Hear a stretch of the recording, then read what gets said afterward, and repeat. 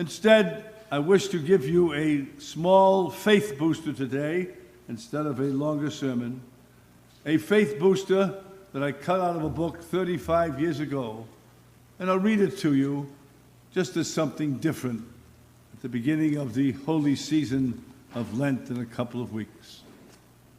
This is written in a letter form.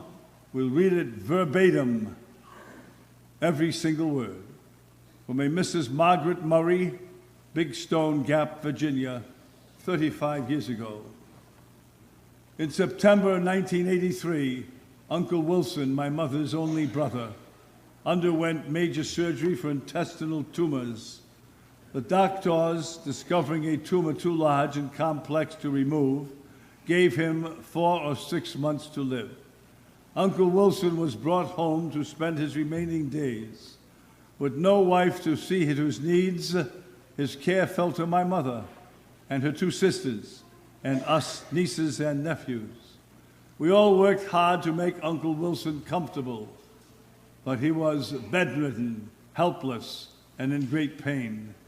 Day after day, we tended to his needs, tried to soothe his fears, and every night before bed, I knelt and asked God to heal this good, fine man.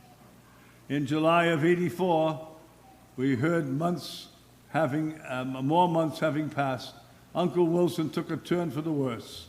I was called and told to come at once to the hospital, and once by the side of his bed, waiting for rescue squads and ambulances to make their duties.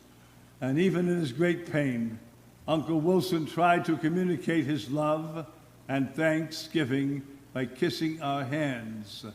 By now, I was no longer praying for his healings, but simply asking that God take my uncle to be with him in heaven.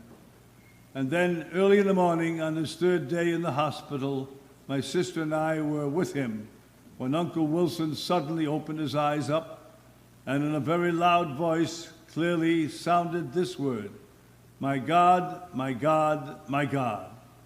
My sister and I were wonderstruck. Uncle Wilson died soon after, and my family was sustained by his words. My uncle, you see, had been deaf and mute since birth.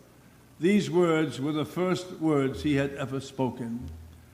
God bless all. Margaret Murray, Stone Gap, Virginia.